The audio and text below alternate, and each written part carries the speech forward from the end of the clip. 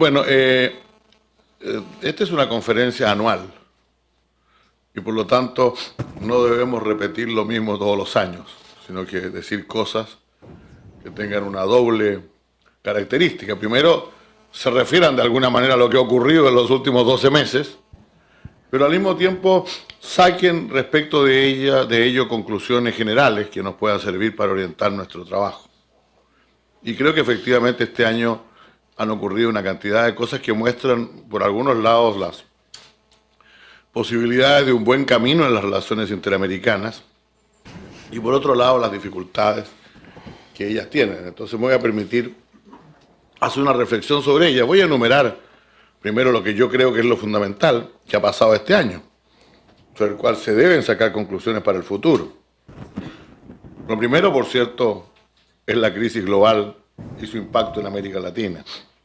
No voy a sacar yo sobre ello conclusiones aquí, han habido paneles de excelentes economistas, yo no tengo la pretensión de serlo, solamente diría lo que dijimos el primer día: cuidado con sacar cuentas alegres, al parecer no necesariamente the worst ha pasado, sino que es posible también que haya malas sorpresas para el futuro. Y además las consecuencias de la crisis probablemente las vamos a seguir viviendo. Pero desde el punto de vista político, el que yo quisiera hablar, yo diría que han existido algunos hechos que han marcado un rumbo, aunque de manera algo distinta. El primero de ellos creo que es la Cumbre de las Américas. Si vamos a hablar en un tono como corresponde, en un tono de futuro, no cabe duda que la cumbre superó en todo aspecto nuestras expectativas. Sin ir más lejos, ayer estaba sentado en un panel aquí nuestro amigo Jeff David, que fue fundamental en la realización de la cumbre, junto con el nuevo encargado de la Oficina de Drogas de la Casa Blanca, y también con el encargado de asuntos de comercio para las Américas. Y esos fueron tres temas de una cumbre que tuvo que ver sobre todo con una agenda. Yo creo que la cumbre fue dos cosas. Primero, fue una cumbre de buena voluntad. El New Beginning le llamó algo. Yo creo que ciertamente hubo la expresión de una voluntad distinta de entendimiento por parte del presidente Obama, por una parte. Y eso se resume en esta frase de no hacer política para ustedes, sino hacer política con ustedes. Y el mensaje también fue recogido. Y hubo un clima muy interesante de carácter constructivo, en que todos los problemas que habían habido en la preparación, los presidentes parecieron estar dispuestos a aclararlos, a aplanarlos. Incluso no olvidemos que habíamos llegado a la cumbre con una seria dificultad respecto del documento que se iba a aprobar en ella. Y sin embargo, los jefes de Estado y de Gobierno, y el presidente Obama, además el presidente de Estados Unidos, en el medio de ellos, conversando con todos ellos para resolver los temas, fueron capaces de resolverlos. Y de la cumbre salió no solamente una declaración, que las declaraciones muchas veces se las lleva el viento, sino que salió una agenda. Y esa agenda incluye los temas que realmente son comunes. Incluye, por cierto, el tema fundamental. Tal vez éramos más optimistas cuando hicimos la agenda de la Human Prosperity, prosperidad humana, básicamente el tema de la pobreza, del empleo, etcétera, pero finalmente se transformó en el tema de la crisis, con énfasis en los temas sociales, sin duda. Y creo que han ido ocurriendo en ese sentido cosas. Los temores que teníamos todavía siguen ahí presentes. Temores al proteccionismo todavía está ahí presente, los temores al desfinanciamiento también están, pero las cosas han ido caminando y esperamos que sigan caminando. En las otras materias, en temas de responsabilidad social, de protección social, estamos inaugurando nuestra red de protección social dentro de apenas 10 días o 15 días 10 días en la Asamblea General, con ocasión de la Asamblea General de Naciones Unidas. En Nueva York vamos a inaugurar los trabajos de nuestra red de protección social. En materia energética, lo decía ayer Jeff, hemos iniciado un camino, un primer encuentro en Lima, la idea del Partnership on Energy está ahí a la vista, podemos seguir desarrollando un conjunto de iniciativas ahí, en esa materia. En materia de drogas, creo que tenemos una discusión importante. En todo el tema del crimen, yo diría que lo principal que uno debería decir es que es primera vez que se habla en una cumbre del tema en serio como un tema central. Ese es un tema de agenda de nuestra relación que es muy fundamental. Yo creo que no solamente el tema de drogas, pero el tema de drogas al centro. Drogas, lavado de dinero, secuestro, tráfico de personas, son parte de nuestra realidad en un continente que tiene altas cifras de criminalidad. Y hubo un interés por atenderlos. Tendremos nuestra segunda conferencia de ministros de Seguridad Pública a comienzos de noviembre en la República Dominicana. El tema de medio ambiente, bueno, está Alicia acá, no sé si no pudo estar, no estuvo presente en su presentación, no sé si lo metió como correspondía en algún momento, pero acaba de haber una reunión muy importante de América Latina y el Caribe en CEPAL para intentar buscar un acuerdo con miras a la reunión de Copenhague. Lo importante es que a partir de Trinidad y Tobago estamos todos en el mismo barco y no en barcos distintos como estábamos hasta pocos meses antes.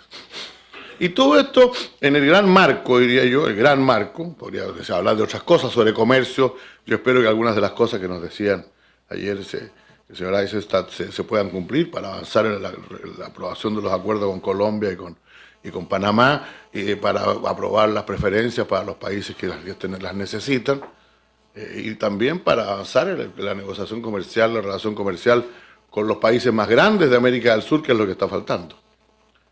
Todo esto, como digo, dentro de un marco político central, que es el marco de la gobernabilidad. Pero, como yo digo, en un clima nuevo que creo que se ha ido mostrando. Ahora voy a ir llegando a los temas que se preocupan más a este auditorio, no hay que preocuparse. Porque, claro, el segundo tema, como ayer decía, la eternidad dura poco.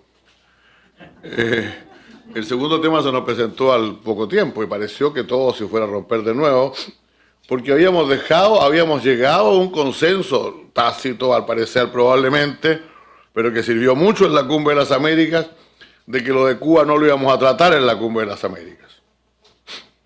Algunos presidentes lo nombraron en sus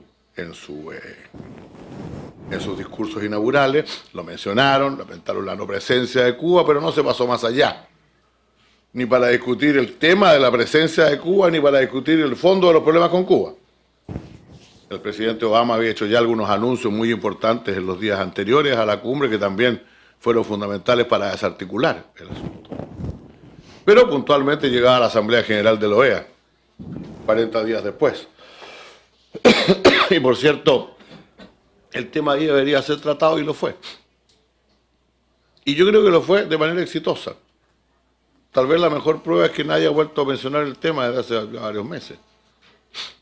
Nos sacudimos de encima como yo he dicho, un trozo de chatarra viejo que derivaba de la Guerra Fría, una resolución que ya no tenía ninguna razón de ser, pero al mismo tiempo dejamos en claro que para pertenecer y actuar en la OEA es necesario atenerse a determinados principios y que Cuba podrá pedir su participación en la OEA nuevamente en la medida en que esté dispuesto a entrar en un diálogo con el Consejo Permanente respecto de los principios que guían a la institución, entre los cuales, desde luego, los incluidos en la Carta de Derechos, en la Carta Democrática Interamericana, en la Declaración de Derechos Humanos y en otros instrumentos son parte necesaria del debate.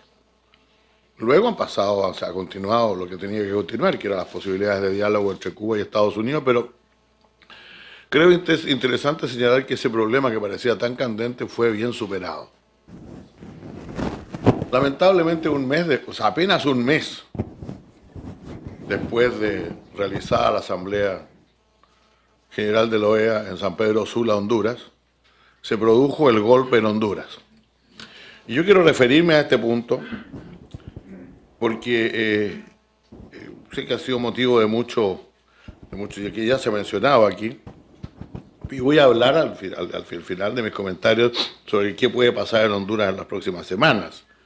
Pero creo que es importante mantener el criterio que tratamos de sacar conclusiones de manera más general y no sobre lo coyuntural. Lo primero que es necesario decir que antes de discutir qué iba a pasar con Honduras o cómo salir adelante en lo de Honduras, es necesario hablar de lo que se podría haber prevenido. Es decir, algo que planteó bien, a mi juicio, el senador Richard Lugar esta mañana, es si tenemos los instrumentos suficientes para poder actuar de manera que estas cosas no ocurran. Si nosotros miramos los debates que han habido y los problemas que han habido en la región en los últimos 5 años, bueno, el tiempo 4 años y medio, el tiempo que llevo yo en la organización, la verdad es que la gran mayoría de ellos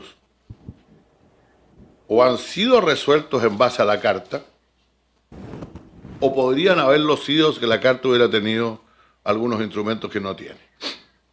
2 en los cuales que hemos conseguido encauzarlos en base a la Carta Democrática Interamericana son el problema de Nicaragua a mediados del 2005 y los asuntos relativos a Bolivia a lo largo de estos 3 o 4 años. En el primer país se logró evitar algo que podía haber ocurrido, es decir, una especie de golpe parlamentario, palabra que usaré luego en relación a Honduras.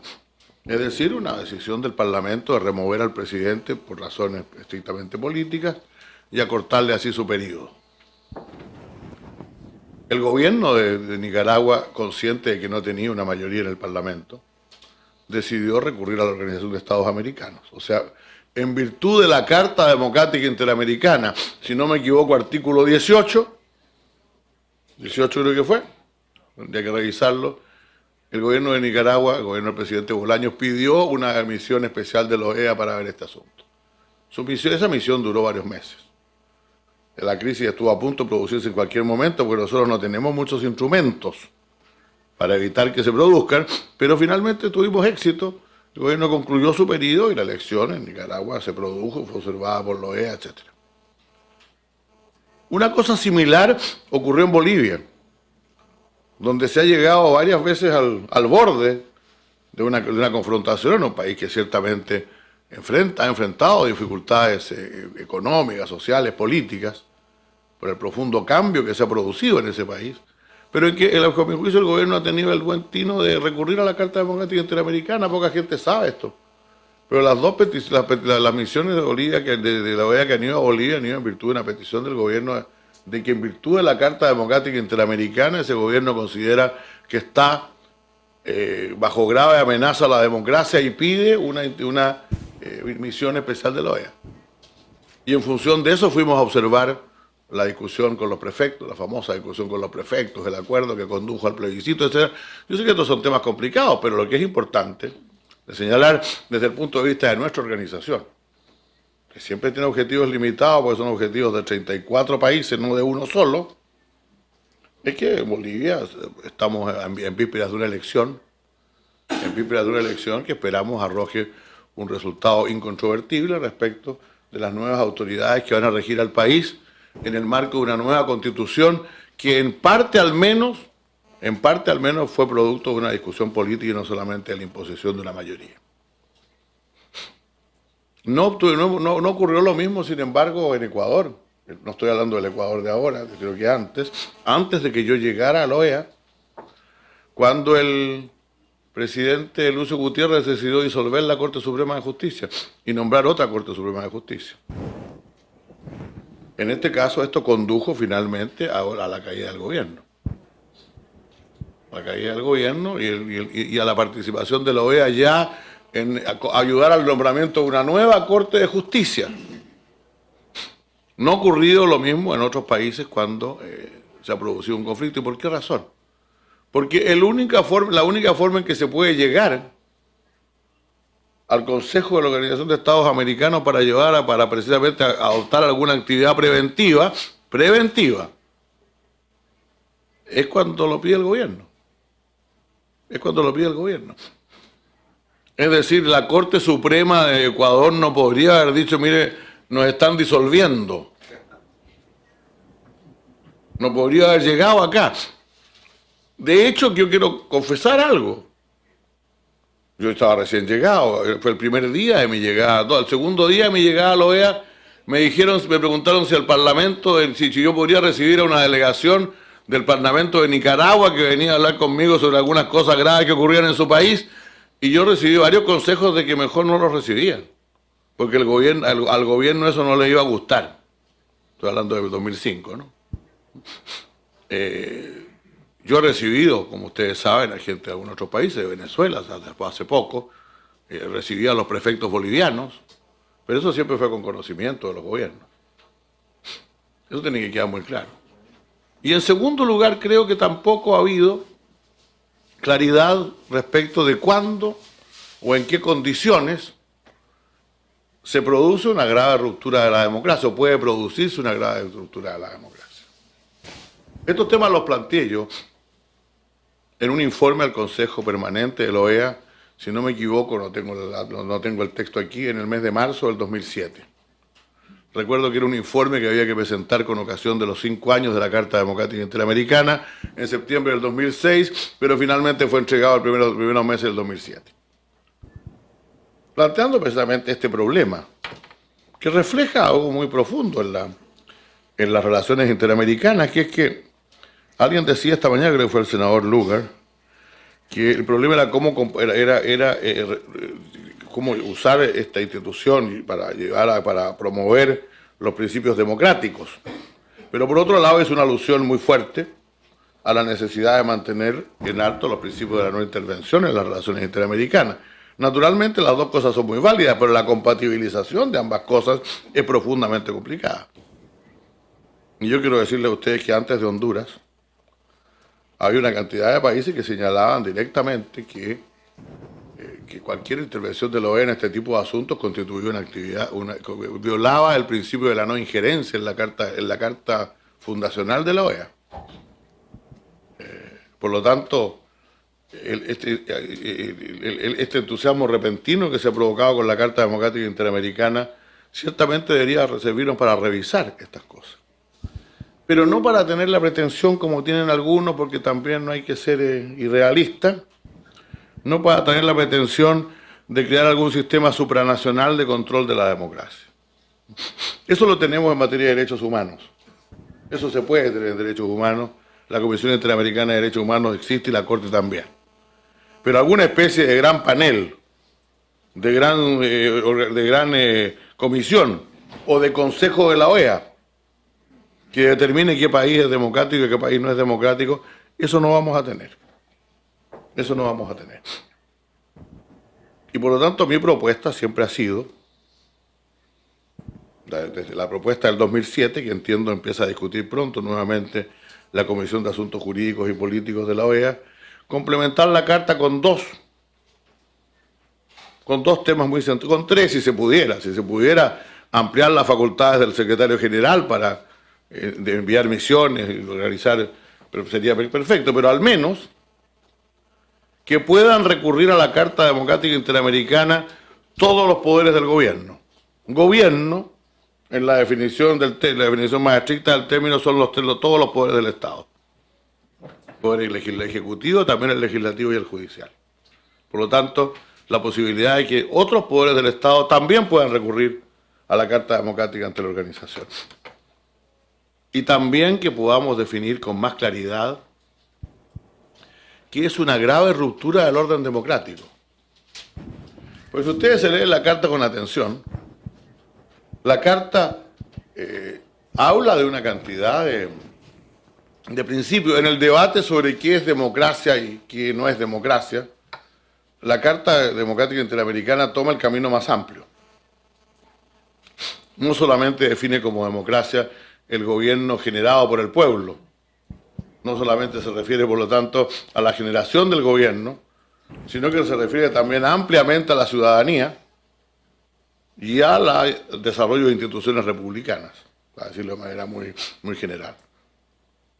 Pero si ustedes ven los artículos en la Carta Democrática Interamericana que se refieren a la posibilidad de acción del Consejo, ellos son solamente aquellos temas que dicen relación con el orden constitucional, es decir, con los asuntos graves de ruptura del orden constitucional, y eso siempre se ha entendido que son, en el fondo, los golpes de Estado, los intentos de golpe, bueno, por el estilo.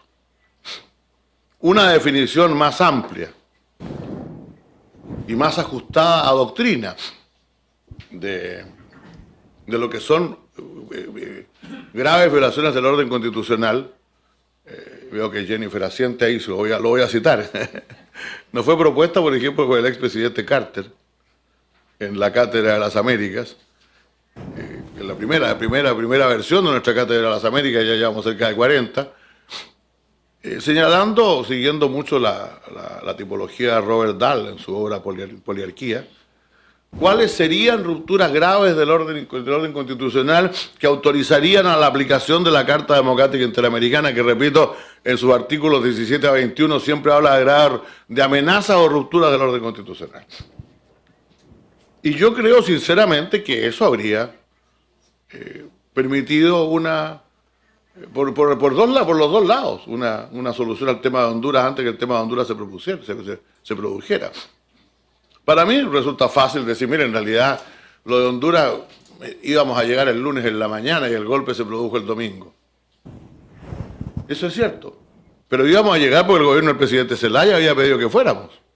De otra manera no teníamos un instrumento para llegar y además había una discusión sobre cuán graves eran los hechos que estaban ocurriendo, si en realidad amenazaban o no amenazaban el orden constitucional de ese país, y todo eso podría haber sido, a mi juicio, resuelto si hubiéramos adoptado estas medidas. Tal vez no todos los países, no quiero ser, o no todas las situaciones, pero no cabe duda que nuestra posibilidad de aumentar los medios de protección, de prevención, es muy central en esto.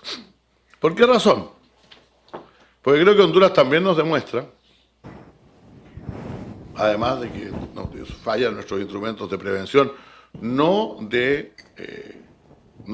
solo los informativos, no es que no se sepa, es la posibilidad de actuar, pero respecto, cuando se ha producido una situación como la que se produjo en Honduras, las limitaciones son grandes para poder actuar. Lo de Honduras ciertamente es casi un buen paradigma, porque no existe ningún país del mundo que haya reconocido al régimen de facto de Honduras. Ninguno. Eso mucha gente se le olvida. Dice, aquí no es que hay un debate sobre Honduras. Bueno, hay un debate en medios académicos, hay gente del mundo de la política. No cabe duda que hay sectores en este país que han convertido el tema de Honduras en un tema muy emblemático. Algunos personajes ya parte de nuestra historia han reaparecido para discutir sobre el tema de Honduras. En otras partes ha pasado igual, en América Latina ni hablar. Pero la realidad es que no hay ningún país en el mundo, ni ningún organismo internacional en el mundo que haya estado dispuesto a reconocer al régimen de Micheletti. Segundo, tampoco es bueno olvidar, porque se dicen tantas cosas, el papel aguanta tantas cosas, que es difícil tipificar mejor un golpe de Estado que un evento en el cual al presidente se le saque en pijama de su casa a las 6 de la mañana por soldados con pasamontaña y a culatazos. ¿Cómo se da un golpe de Estado? Pues así se dan los golpes de Estado, pues. Perdón, para que no creamos que estamos hablando de países de otros. En el mío uno exactamente igual, en 1932, pues cuando derrocaron a don Juan Esteban Montero, y un conocido dirigente socialista, lamento decirlo, entró al palacio con un grupo armado, encañonó al presidente y le dijo, usted se va. Y el presidente preguntó a su ministro del Interior, con gran presencia de ánimo, ministro, ¿tenemos fuerzas para resistir? El ministro respondió, yo creo que no, presidente, entonces nos vamos. Eso es un golpe de Estado. Eso se llama golpe de Estado. Eso se llama golpe de Estado, no tiene otro nombre. Y lo que explica por qué razón esto ha producido en algunos países de América Latina, este fue un golpe indoloro, por eso es divertido contarlo, otros desgraciadamente no lo fueron. Lo que explica, repito, por qué la reacción en América Latina fue tan fuerte, pues bueno, porque ha pasado muchas veces y ya no queremos que vuelva a pasar nunca más, pues. Porque queremos que, por último, nos pasarán otras desgracias, pero esa no. No queremos que nos vuelva a pasar. Por lo tanto, en el tema de Honduras, tenemos que lidiar con dos dificultades, o con una situación compleja. Porque ciertamente todos queremos el retorno a la democracia en Honduras. Y muchos miran y dicen, bueno, pero ¿por qué no hacemos elecciones en Honduras? Porque los problemas en Honduras no son las elecciones estaban convocadas ya. El problema es la destitución o la salida forzada del gobierno de un presidente democráticamente elegido. Y eso también tiene que ser corregido. También tiene que ser corregido, pues. Y no se corrige sobre la base de una elección por una razón muy simple, porque entonces es cosa de sacar al presidente a tirones, tirarlo fuera del país y después decir, no, pero vamos a hacer una elección. Y yo quiero contarle una historia, algo aquí que es importante, porque vino de otro ámbito, de otro lugar del continente, en que yo escuché, y varios embajadores de la OEA escucharon, a una persona, ministro de Relaciones Exteriores, ni siquiera diré género para evitar discusiones, decir en mi país, nuestro país le está dando un ejemplo al mundo en materia de democracia. Cuando las autoridades, alguien que hace algo que no les gusta, salimos a la calle y los tiramos afuera. Eso no queremos que pase. Ni en Honduras ni en ninguna otra parte. ¿Que hay otros problemas? Por cierto, yo creo que existen otros problemas. Lo podría mencionar también para que no se diga que no lo estoy. Creo que por otra parte también existe esta tendencia en algunos países a una suerte de cesarismo, una suerte de personalización del poder sobre la base de las instituciones. Es un problema. También tenemos que enfrentarlo, he propuesto una forma de enfrentarlo, que es a través de la posibilidad del recurso de otras organizaciones a la Carta Democrática Interamericana. Pero en Honduras el problema fue a la antigua. El problema en Honduras fue a la antigua, fue un golpe de Estado y los golpes de Estado no pueden volver a pasar en la región y tenemos instrumentos. Se pregunta mucho, bueno, pero no podríamos haber sido más paulatinos, más paso a paso. No tenemos otro. Si ustedes miran la Carta Democrática Interamericana, lo único que existe es la suspensión. Claro, o se suspende o no se suspende. Y yo creo que muchos países pensaron que el riesgo de suspender a Honduras, de no suspender a Honduras, era precisamente que se produjera el tipo de discusión que se ha producido. Que bueno, que Zelaya, sí, Zelaya no ha ayudado. Estoy de acuerdo de nuevo con el senador Lugar, estoy de acuerdo con casi todo lo que dijo el senador Lugar esta mañana en realidad, así que no lo volveré a decir. Zelaya no ha hecho todo lo que podría hacer para mejorar su situación, pero al mismo tiempo es el presidente legítimo de Honduras. ¿Cómo resolvemos ese asunto? Eso es lo que estamos tratando de ver. Alguien hablaba hoy día, entiendo, de elecciones organizadas por algún organismo internacional. No lo sé, pero las elecciones organizadas, por ejemplo, por la OEA y apoyadas por Naciones Unidas resuelven uno de los problemas, que haya un nuevo gobierno legítimo. Pero el problema de la salida ilegítima, de la remoción ilegítima de un presidente constitucional, ese problema no queda resuelto, ese problema tiene que resolverse. Y en eso estamos intentando resolverlo. Pasamos por un momento difícil, yo les confieso que después del viaje nuestro a Honduras, cuando fui yo con un grupo de ministros de Relaciones Exteriores, iba a poder haber alguna apertura, pareció haber alguna apertura, al menos se propusieron cosas interesantes. Algunas podían no ser aceptables, pero eran interesantes. Hace unos días la discusión se paralizó y estamos intentando retomarla. Ahora, ¿por qué estamos intentando retomarla? Porque repito, porque la OEA no tiene otro instrumento. Ayer, puedo decirlo aquí sin decir a quién, le preguntaron directamente a algunos de nuestros amigos, ¿y por qué está eso de Honduras todavía? Bueno, porque las sanciones económicas se ha demostrado no funcionan, lo único que hace es dañar a la gente que la sufre de manera directa, y en Honduras se vive una situación económica difícil, pero por cierto los que dan los golpes no son los que sufren las consecuencias económicas. Entonces, descartada esa solución que traería daño al pueblo hondureño y también al sistema subregional de comercio, la otra alternativa es la diplomacia de las cañoneras, vamos y los votamos. Se probó ya en muchas partes, no funcionó nunca ha funcionado. Por lo tanto, a mi juicio, lo que cada país está haciendo es lo que se puede hacer. Y el multilateralismo, como queremos practicarlo nosotros, en base a la cooperación internacional y no a la dominación, al uso de la fuerza internacional, tiene sus límites. Tiene sus límites.